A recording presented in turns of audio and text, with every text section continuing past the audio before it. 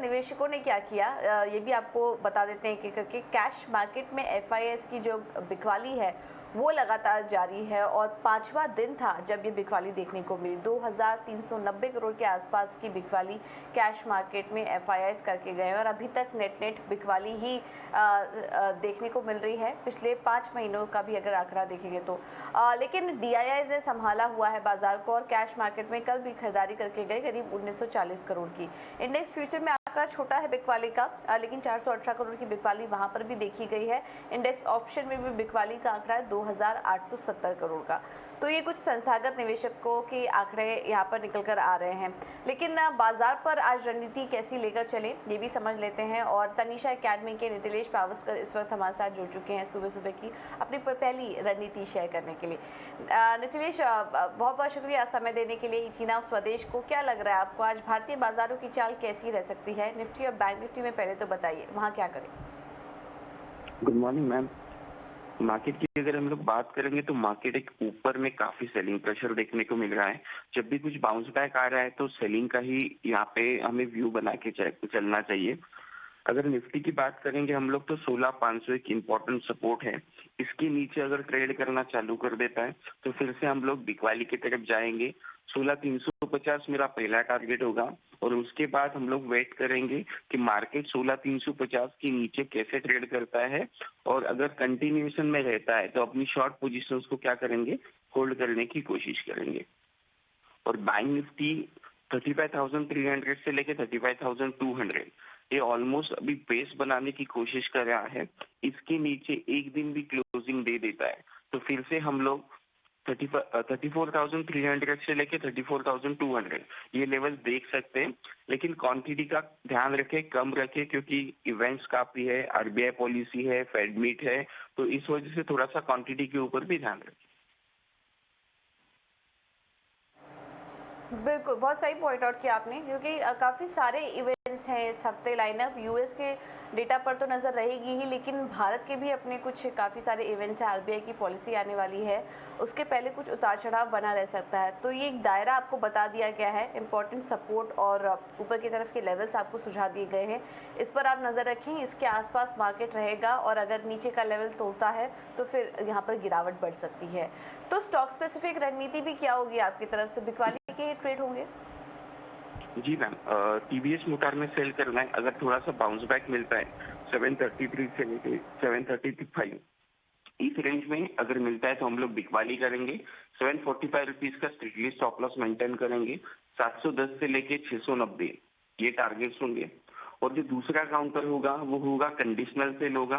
Tata consumer को बेचना है 760 के नीचे, स्टॉप लॉस उसमें मेंटेन करेंगे 780 का और टारगेट जो होगा वो 730 से लेके 710 रुपए का। और जो भी कुछ मैं ट्रेड्स रेकमेंड कर रहा हूँ वो 1 से 2 दिन का पोजिशनल व्यू बना के उसमें ट्रेड करें।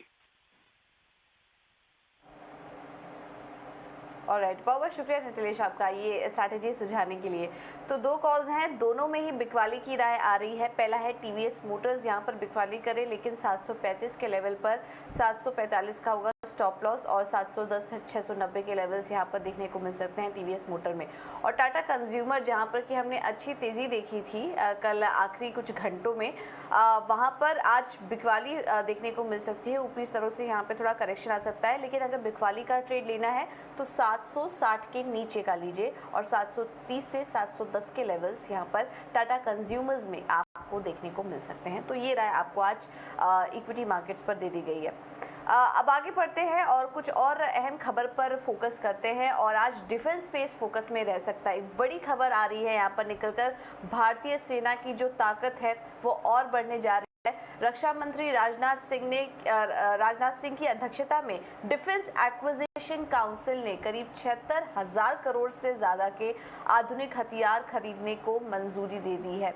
इस खबर पर और ज्यादा जानकारी ले लेते हैं और हमारे साथ हमारे सहयोगी संजय दत्ता मौजूद हैं। संजय, बताइए और क्या डिटेल्स हैं आपके पास?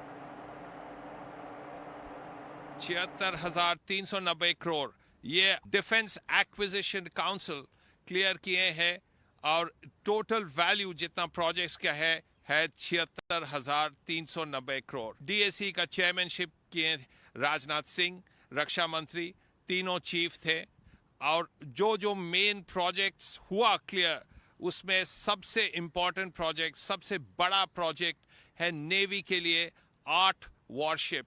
ये कॉर्वेट बनेगा देश में, सब कुछ ही इंडिजिनस रहेगा, और ये 8 कॉर्वेट जो बनेगा इसका वैल्यू रहेगा 36,000 करोड़। ये छोड़ के 3 डॉर्नियर एयरक्राफ्ट बनेगा एयरफोर्स के लिए, ये 5,000 करोड़, और आर्मी के लिए wheeled armoured fighting vehicle 105 clear हुआ है 5,000 करोड़ का। ये बहुत ही महत्वपूर्ण है क्योंकि ये पंजाब में यूज़ होगा, लद्दाख में यूज़ हो सकता है, आपका सिक्किम में यूज़ हो सकता है, और ये ज़रूरी भी था आर्मी के लिए। लेकिन 76,000 करोड़ का क्लियरेंस हुआ है, सभी देश में बनेगा, और ये कोई रिकॉर्ड है। सृंजय चौधरी, ईटी स्वदेश इन दिल्ली। बिल्कुल, एक रिकॉर्ड इन्वेस्टमेंट यहाँ पर देखने को मिल रहा है भारतीय सरकार की तरफ से। 76,000 करोड़ से ज़्यादा का इन्वेस्टमेंट किया जाएगा, और ये जो भी यहाँ पर अनाउंसमेंट हुई है, ये सबसे बड़ी बात यह है कि आज मेक इन इंडिया के तहत भारतीय कंपनियों को ये ऑर्डर मिलेगा। तो एक काफ़ी बड़ा अप्रूवल यहाँ पर मिलते हुए दिखाई दिया है। ऐसे में HUL, मिश्र धातु और भारत डायनेमिक्स जैसी कंपनियां आज फोकस में रह सकती हैं इस बड़ी खबर के चलते, और HAL को तो कुछ यहाँ पर मंजूरी मिलते हुए भी दिखाई दी है। तो ये एक बड़ी खबर निकल कर आ रही है डिफेंस स्पेस के लिए, जिसके चलते आज डिफेंस स्टॉक्स फोकस में रहेंगे। लेकिन और कौन कौन से स्टॉक्स हैं जहाँ पर की नज़र रखनी है, जहाँ पर इंपॉर्टेंट खबरें आई हैं, शरद हमें बताएंगे। वो हमारे साथ जुड़ चुके हैं। शरद, बताइए आज के लिए अहम खबरें कौन सी होंगी? गुड मॉर्निंग पूजा। तो सबसे पहले NBFC स्टॉक्स फोकस में रहने वाले हैं। आप आवास फाइनेंसेस ले लीजिए, एप्टेस वैल्यू ले लीजिए, या इवन आप बजाज फाइनेंस ले लीजिए। प्रोविजनिंग की जो अहम खबर आई है, जहां पे प्रोविजनिंग जो स्टैंडर्ड एसेट्स है, जो अपर लेयर के जो NBFCs है, उनमें बढ़ोतरी देखने मिलेगी। हालांकि अगर हम लोग ब्रोकरेज रिपोर्ट से देखें तो मोर और लेस जो है इन्होंने प्रोविजनिंग ऑलरेडी कर दी है, तो ज़्यादा इम्पैक्ट जो है स्टॉक्स में शायद ना मिले आज। इसके अलावा BNPL स्टॉक्स फोकस में रहेंगे। BNPL होता है बाय नाउ पे लेटर। इस पे ऑफकोर्स आपके जो लिस्टेड स्पेस में पेटीएम है, ICICI बैंक है और HDFC बैंक है। ये जो 3 स्टॉक्स फोकस में इसलिए रहेंगे क्योंकि कल रात जो है एप्पल का इंपॉर्टेंट अनाउंसमेंट आया, जहां पे वो अपने BNPL सर्विस खुद लॉन्च करेंगे, और ये भारत के मार्केट्स के लिए भी रहेगा। अब इसके कारण क्या होगा, जो BNPL का जो ऑलरेडी एप्पल पे रहता है, तो वहां से आप बाय नाउ पे लेटर कर सकते हैं। तो ऑफकोर्स थोड़ी सी दबाव जो है, एक नेगेटिव जो है व्यू ज़रूर बन सकता है इंडियन प्लेयर्स के लिए जो इस स्कीम में ऑलरेडी हैं। और याद रखिएगा कि इसमें फीस और आपके जो कॉस्ट होते हैं उसमें भी जो है वो नहीं लेने वाले हैं एप्पल। सो ऑफकोर्स ये फोकस में रहेगा। PB फिनटेक भी फोकस में रहेगा। उनके जो चेयरमैन और CEO हैं यश दहिया, वो लगभग 38 लाख शेयर्स जो है बेचने वाले हैं ओपन मार्केट में। अगर इसको देखा जाए तो ऑलमोस्ट 0.84% स्टेक ओवरऑल जो है इनका स्टेक बिकवाली होने वाली है मार्केट में, और ये एक ESOP एक्सरसाइज हो रही है। तो इसके कारण जो है ये ऑलरेडी नोन है मार्केट्स में, तो ज़्यादा रिएक्शन जो है स्टॉक में नहीं देखने मिलेगा। RBL फोकस में रहेगा। यहाँ पे जो है बोफा सिक्योरिटीज़ ने लगभग 26 लाख शेयर्स जो है 107 रुपये में खरीदारी की है। तो ये एक इम्पॉर्टेंट बल्डी आया रिपोर्ट आया है। फोर्ब्स कंपनी फोकस में रहेगा, और ये फोकस इसलिए रहेगा क्योंकि जो उनके प्रमोटर है शपूर पालन जी, उन्होंने लगभग 94 लाख शेयर्स का जो प्लेज है वो रिलीज़ कर दिया है। अब जो है ऑलमोस्ट प्लेज जो है कंप्लीट हो गई, जो है वो पूरी पेड ऑफ हो चुकी है रीपेमेंट की लोन के वजह से। तो ऑफकोर्स स्टॉक में पॉजिटिव रिएक्शन देखने मिल सकता है। PSP प्रोजेक्ट्स, हालांकि उनके आंकड़े आ गए थे ऑलमोस्ट डे के एंड के ट्रेड में, और स्टॉक में भी एक अच्छी पॉजिटिव रिएक्शन देखने मिला। लेकिन हमने इससे पॉइंट आउट किया कि 2 अहम वर्क ऑर्डर्स मिले हैं, और ये वर्क ऑर्डर्स का अगर देखा जाए order to market cap ratio वो लगभग 40% का है। तो इसलिए जो है स्टॉक फोकस में आज भी रहेगा। HLE ग्लासकोट जो है स्टॉक में ऑलरेडी जो है तेज़ी देखने मिल चुकी है। यहाँ पे बोर्ड ने अप्रूवल दिया है स्टॉक स्प्लिट का, जो ऑलमोस्ट आप कह सकते हैं 1 शेयर को 5 शेयर्स में जो है भाग किया गया हो। और दूसरे अलावा एक फंड रेज भी हुई है, 350 करोड़ का अप्रूवल आया है वाया इक्विटी। और आखिरी स्टॉक रहेगा गुफिक बायोसाइंस। यहाँ पे मैनेजमेंट की कमेंट्री बहुत स्ट्रॉन्ग आई है, और वो जो एक्सपेक्ट करें कि लगभग 3000 करोड़ का जो एंटी बैक्टीरियल मार्केट है आइसोफेलाइज्ड का, वो भारत में वो टारगेट करने वाले हैं। और इसके अलावा एक नई जो ड्रग लॉन्च है उसकी भी करने वाले हैं बात।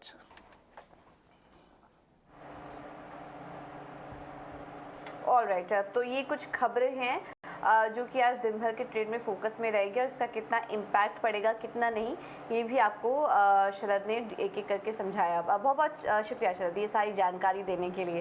तो NBFC स्टॉक से रिलेटेड जो खबर आई हैं उसमें हमने आपको बताया कि खबर तो बड़ी है लेकिन ऑलरेडी काफ़ी सारे NBFCs ये प्रोविजनिंग कर चुके हैं, तो इसका कुछ ज़्यादा असर शायद NBFC स्टॉक्स में देखने को ना मिले। लेकिन आज डिफेंस स्टॉक्स तो फोकस में रहेंगे, लेकिन आज BNPL स्टॉक्स के लिए काफ़ी इंटरेस्टिंग खबर निकल कर आई है। Paytm, ICICI bank, HDFC bank इसके चलते फोकस में रह सकते हैं। एप्पल ने BNPL सर्विस यानी कि बाय नाउ पे लेटर सर्विस में एंट्री ले ली है और इसके चलते ब्याज और फीस भी नहीं लगेगी। तो ये एप्पल की एंट्री से इन तमाम स्टॉक्स को जो कि स्पेस में ऑलरेडी हैं इनको यहाँ पर फ़ायदा मिल सकता है। काफ़ी कुछ इंटरेस्टिंग खबरें यहाँ पर निकल कर आई हैं जिसका कि असर आज दिन भर बाजार पर देखने को मिलेगा।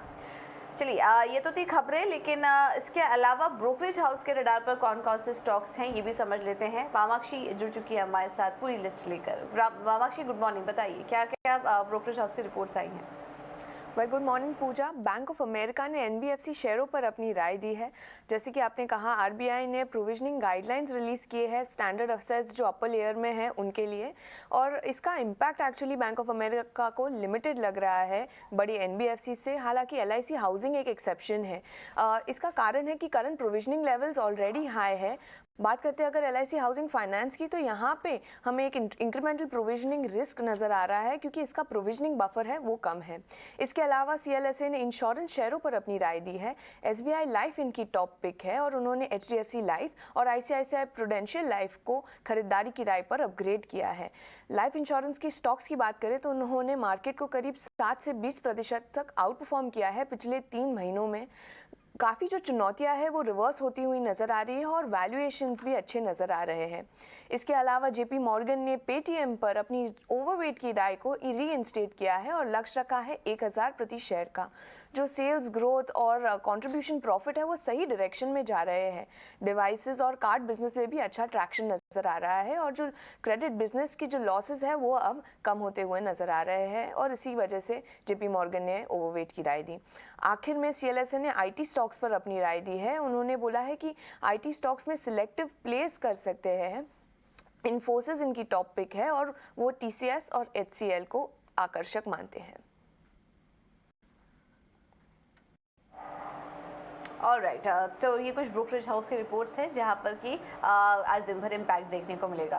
वामाक्षी थैंक यू सो मच ये सारी डिटेल्स हमें देने के लिए। तो ये तो थी ब्रोकरेज हाउस की रिपोर्ट और इक्विटी मार्केट का पूरा एक्शन हमने आपको बताया, लेकिन अब कमोडिटी मार्केट में किस तरह का ट्रेड लेना चाहिए ये भी समझ लेते हैं। और SMC ग्लोबल सिक्योरिटीज़ की वंदना भारती इस वक्त हमारे साथ मौजूद है। वंदना थैंक यू सो मच समय देने के लिए सुबह सुबह अपना। क्या करना चाहिए आज कमोडिटी मार्केट में, किस तरह से ट्रेड लें? जी पूजा गुड मॉर्निंग। देखा जाए तो काफी दायरे का कारोबार यहाँ पे हो रहा है कमोडिटी में, और जो मूव है वो अचानक फिर से लग रहा है कि फेवर में नहीं है बुलियन काउंटर के। कल हम लोगों ने थोड़ा करेक्शन आता हुआ देखा था और जिस तरीके से डॉलर इंडेक्स में उछाल आ रहा है आज के भी दिन लग रहा है कि थोड़ा सा जो ये प्रेशर है यहाँ पे बरकरार रहेगा। तो मेरे ख्याल से यहाँ पे बुलियन काउंटर में थोड़ी सी जो सेलिंग प्रेशर है उसका भी फायदा उठाया जा सकता है। नीचे की तरफ हो सकता है कि हम थोड़ा 200-300 पॉइंट नीचे आता हुआ देखें गोल्ड को। इसके अलावा मुझे लग रहा है कि अगर सेलिंग स्ट्रैटेजी बताई जाए तो 50,850 ये एक लेवल रहेगा जहां सेलिंग इनिशिएट करना चाहिए। 50,600 का टारगेट रखना होगा।